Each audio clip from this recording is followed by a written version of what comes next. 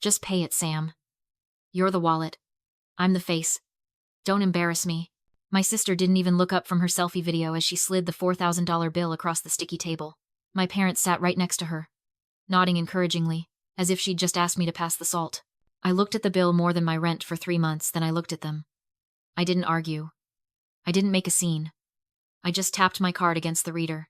But as the machine beeped, something inside me finally went dead. They thought I was paying for their drinks. They didn't realize I was buying the evidence to put them all in prison. Before I tell you what happened when the FBI walked through the double doors of her launch party 3 months later, drop a comment and let me know where you're watching from and what time it is for you right now. I want to see how far this story travels. Have you ever been the designated wallet for a family member who treats you like an ATM? Tell me your story in the comments. My apartment is quiet. It smells like instant noodles and hard work, which is fitting because that is pretty much all I can afford. I sat there that night, stirring a $3 cup of soup, scrolling through my phone. A notification popped up. It was a photo of Ashley, beaming in a dimly lit restaurant, holding up a piece of Otoro tuna that cost more than my entire weekly food budget. The caption read, "Family dinner. So blessed to have parents who spoil me. Number sushi night." I zoomed in. My dad was in the background, laughing. My mom was clinking a glass of sake. I checked my bank app. The transaction was pending. $512 at Nobu. Paid for by me. The irony isn't lost on me. In my professional life, I am terrifying. I am a forensic accountant for the government. I spend 40 hours a week hunting down hidden assets, exposing offshore accounts, and destroying fraudsters who think they are smarter than the system. I can find a single dollar missing in a ledger of millions, but when it came to my own family, I was blind. I was the resource. Ashley was the product. I was the soil. She was the flower. That was the deal. It started long before the credit cards. I remember the family vacation last summer. That was the moment the cracks really started to show. Even if I refused to see them at the time, I had saved up 300,000 airline miles. It took me 4 years of business travel, sleeping in airport hotels, and eating vending machine dinners to earn them. My dad called me one night, his voice thick with that fake charm he uses when he wants something. He said the family needed to reconnect. He said we should go to Greece. He said it would be a chance for us all to be together, just like old times. So, I transferred the miles. All of them. I booked the flights. I paid the deposit on the villa in Mykonos. I was excited. I bought a new swimsuit. I requested time off work. 2 days before the trip, I went to my parents' house for dinner to finalize the itinerary. The suitcases were already by the door, 3 of them. I looked at the pile. "Where's mine?" I asked. Ashley laughed. She didn't just chuckle. She laughed like I had told a joke. She tossed her phone onto the table. It was open to her Instagram feed. "Oh, Sam," she said, "the villa only has 3 bedrooms. And honestly, this trip is a brand activation for me. I need content. I can't have you in the background of my shots. You're corporate. You ruin the aesthetic." I looked at my parents. I waited for them to defend me. I waited for my dad to say, "Don't speak to your sister like that." Instead, my mother sighed, like I was the one being unreasonable. "Samantha, be realistic," she said. "Ashley is building an empire. She needs this image. You're a forensic accountant. Nobody wants to see your vacation photos. Just let her have this. Consider it an investment in her future." They got on the plane. I went to work. I sat at my desk, staring at spreadsheets, while my sister posted photos of herself on a yacht that I paid for. I cried in the bathroom stall that day. I felt small. I felt used. But looking back now, I realized that wasn't just cruelty. It was a confession. They were telling me exactly who they were. I just wasn't listening yet. But the bill was coming due, and I was about to become the most expensive collection agency they had ever met. The envelope looked innocent enough. It was heavy, matte black, with silver lettering that screamed exclusive. It was a pre-approved offer for the Obsidian Reserve card, the kind of credit card that invites you to private airport lounges and concierge services. But it wasn't addressed to me. It was addressed to Ashley Miller. The problem was, it was sent to my apartment. And when I looked closer at the fine print through the little plastic window, I saw the last 4 digits of the social security number attached to the account. They weren't Ashley's. They were mine. I didn't need to hack anything. I didn't need to run a complex trace. I just walked to my laptop, typed in the bank's URL, and entered my own credentials. I clicked on pending applications and linked accounts. The screen refreshed, and the floor dropped out from under me. It wasn't just an offer. It was an active account.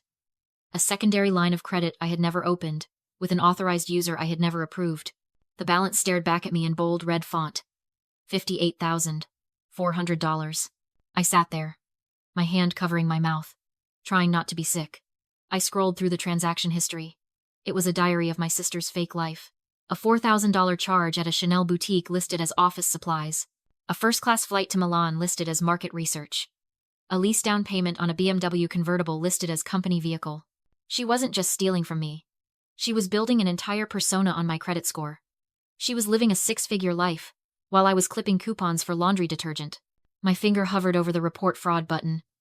My heart was hammering against my ribs like a trapped bird. I picked up my phone to dial the police. I had the number punched in. My thumb was shaking over the green call icon, but I didn't press it.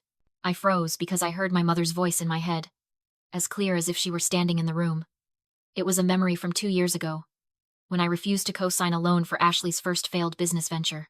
Mom had looked at me with eyes full of tears and said, "You're so selfish, Samantha. You have a good job. You have savings.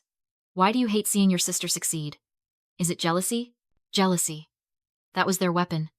Anytime I tried to set a boundary, they weaponized my own success against me. If I reported this now, they would spin it. They would say it was a misunderstanding. They would say I gave her permission. They would say I was trying to ruin Ashley's big break because I was the bitter, boring accountant sister who couldn't stand to see the star shine. I put the phone down. The nausea faded, replaced by something colder, something harder. I realized then that they didn't love me. They didn't even like me. To them, I wasn't a daughter or a sister. I was a credit score with a pulse. I was an extraction point. They loved my stability because it allowed them to be reckless. They loved my silence because it allowed them to be loud. I looked at the screen again. $58,000. It was a lot of money. But in the eyes of the law, it was still a mess of civil litigation. It was he said, she said. I needed it to be undeniable. I needed it to be federal. I took a deep breath, closed the report fraud tab, and opened a new window. I wasn't going to stop her. Not yet. If they wanted to treat me like a bank, fine. But they forgot one thing about banks. Eventually, they foreclose. I didn't close the laptop. I didn't scream. I did something that would have looked insane to anyone watching. I clicked Make a Payment. I typed in the minimum amount due $250 and hit Submit. It felt like swallowing glass. Every instinct I had was screaming at me to cut the cord, to stop the bleeding, to shut it down. But in my line of work, you learn a fundamental truth about catching criminals. You don't shoot at the shadow. You wait until the target walks into the light. This is the art of the silent kill. If I had reported the fraud right then, the police would have looked at the family connection and shrugged. They would have called it a civil matter. They would have told me to take her to small claims court, where I would spend 2 years fighting to get a judgment that Ashley could never pay. She would cry to our parents. They would guilt me into dropping it, and she would walk away with a slap on the wrist and a closet full of Chanel. I didn't want a slap on the wrist. I wanted handcuffs. To get that, I needed to change the jurisdiction. I needed to move this from a family dispute to a federal crime. And the only way to do that was to let her keep spending. I needed the theft to cross the threshold of grand larceny. But more importantly, I needed her to commit tax evasion. In the eyes of the IRS, illegal income is still taxable income. If Ashley was spending $50,000 a year and claiming she made zero, that wasn't just lying to me. That was lying to the United States Treasury. And they have much better lawyers than I do. So, I became her silent investor. I kept the card active. I paid the minimums to keep the bank happy. And I watched. I turned my dining table into a war room. I set up a simple alert system. Every time Ashley posted a new achievement on Instagram, I matched it to a transaction on the stolen card. It was almost too easy. She made it easy. 3 weeks later, she posted a photo of herself in a sleek, glass-walled office overlooking the bay. She was sitting on a white leather chair, holding a glass of champagne. The caption read, "Finally got the keys to the new HQ. So proud to be a self-made CEO. Number boss babe, number empire." I checked the statement. There it was. A $3,000 charge to a luxury co-working space downtown. She wasn't a CEO. She was a squatter in a rented room paid for with my credit. I took a screenshot. I printed the transaction receipt. I stapled them together. Then came the smoking gun. I went over to my parents' house for Sunday dinner, playing the role of the dutiful, oblivious daughter. While they were watching TV, I went into the home office to fix the printer. It was sitting right there in the output tray. Ashley's tax return. For the previous year. I picked it up. My hands were trembling, not with fear, but with adrenaline. Total reported income. 0. She had filed for government assistance. She was collecting unemployment benefits while carrying a $5,000 handbag that I paid for. She was defrauding the state, the federal government, and me. All at the same time. I took a picture of the tax return. That night, back in my apartment, I didn't cry about betrayal. I didn't wonder why she did it. I opened the IRS website and downloaded Form 211. Application for Award for Original Information. This is the form you use to report tax fraud. But it's not just a report. It's a contract. If your information leads to the recovery of unpaid taxes, the whistleblower is entitled to a percentage of the money collected. I filled out every field. I attached the spreadsheet of her spending. I attached the photos of her luxury vacations. I attached the proof that she was living a six-figure lifestyle while claiming poverty to the government. I wasn't enabling her anymore. I was fattening the pig for the slaughter. Every time she swiped that card, she wasn't just spending my money. She was adding another month to her sentence. I printed the form. I signed it. I sealed the envelope. I didn't mail it yet. I needed one last thing. I needed the finale. I needed her to stand up in front of everyone and claim this life was hers, so that when I tore it down, there would be witnesses. And I knew exactly where that was going to happen. The invitation came as a voicemail, sandwiched between a reminder for a dentist appointment and a spam call about my car warranty. It was Ashley. Her voice was breathless, not with excitement, but with the specific kind of stress that comes from trying to micromanage a lie. Hey, Sam. So, Mom says I have to invite you to the launch gala tomorrow. Look, it's going to be a lot of high-profile people, investors, influencers, people who matter. You can come, but honestly, please just stay in the back. And don't wear that depressing gray suit you always wear to work. Try to look like you belong to this family for once. Okay? Thanks. I didn't delete the message. I saved it. It was the final piece of permission I needed. I wore the gray suit. The Ashthetics launch was held at the Royal Palm in Miami. It was the kind of venue that smelled like white lilies and old money. A massive banner with Ashley's airbrushed face hung over the entrance, flanked by security guards who looked like they were guarding the crown jewels. I walked past the velvet rope. I didn't need a ticket. I had my work ID. It's amazing what a laminated government badge and a confident walk can do. The guard barely glanced at it before stepping aside. He probably assumed I was there for a health code inspection or a fire safety check. He wasn't entirely wrong. I was there to burn the place down. Inside, the ballroom was a sea of silk and sequins. My parents, Robert and Linda, were holding court near the open bar. My dad was laughing loudly, his hand on the shoulder of a man I recognized as a local real estate developer. My mom was beaming, dripping in jewelry that I knew for a fact was bought on credit. They spotted me immediately. Their smiles dropped like stones. My mother intercepted me before I could grab a water. She gripped my arm, her nails digging into the fabric of my suit. You actually came, she hissed, her voice low so the developer wouldn't hear. And you wore that suit. Did you not listen to your sister? I came to support family, I said, my voice pleasant, my pulse steady. Isn't that what we do? Just stay out of the way. My dad grumbled, not even looking me in the eye. Don't talk to the investors. Don't mention your job. We told everyone you're an administrative assistant. It sounds less aggressive than what you actually do. Understood, I said. I'll be invisible. I watched them walk away, resuming their performance of the proud, wealthy parents. They looked so happy. They looked so safe. They had no idea that the ground beneath their feet had already been mined. I didn't go to the back of the room. I walked straight to the audio-visual booth in the corner. The technician was a young guy with headphones around his neck, looking bored as he scrolled through his phone. I leaned over the console and flashed my badge again quickly enough that he saw federal but not accountant. Change of plans, I said, my tone clipped and authoritative. The family prepared a surprise tribute video for the CEO. It needs to play right before her closing toast. He hesitated. I didn't get a run-of-show update. I handed him a USB drive. That's because it's a surprise. Her mother sent me. Do you want to be the one to tell Linda her daughter didn't get her tribute? He looked at me, then at the formidable figure of my mother across the room yelling at a waiter. He took the drive. Got it. Tribute video. Queuing it up for the finale. Thanks, I said. Make sure the volume is up. I walked away and found a table in the darkest corner of the room, exactly where Ashley had told me to sit. I folded my hands in my lap. I watched the champagne flow. I watched my sister work the room, glowing with the adoration of strangers. I waited. The lion's den was locked, and I was the only one with the key. The applause was deafening as Ashley took the stage. She stood in the center of the spotlight, wiping a perfectly timed tear from her cheek, clutching the microphone like it was an award she had won for acting, which, in a way, it was. I built this from nothing, she said, her voice trembling with practiced emotion. When I started Aesthetics, I had $0 in my bank account. I had doubters. I had people telling me, even my own family, that I was dreaming too big. But I worked 3 jobs. I sacrificed my social life. I sacrificed sleep. I built this empire brick by brick because I wanted to show the world that a woman with a vision is unstoppable. The crowd ate it up. My parents were standing in the front row, beaming. My dad was actually recording it on his phone, likely to send to the relatives he'd bragged to about his CEO daughter. I stood in the back, leaning against a pillar, watching the performance. She looked beautiful, truly. But I wasn't looking at her the way the audience was. I wasn't seeing a fashion icon. That dress, I thought, my eyes tracing the shimmering fabric. Custom silk blend. $6,200. Transaction date. February 14th.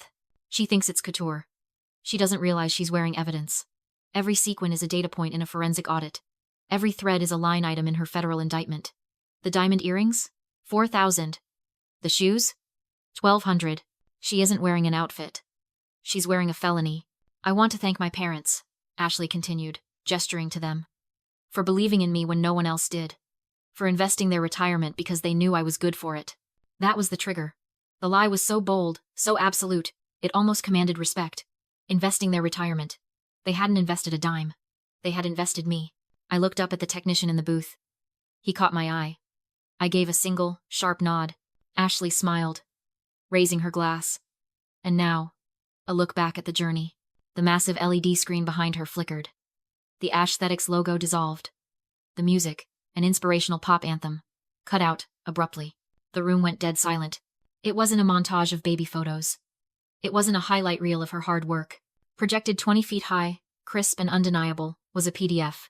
Credit card statement. Obsidian Reserve primary account holder. Samantha Miller authorized user. Ashley Miller. Current balance.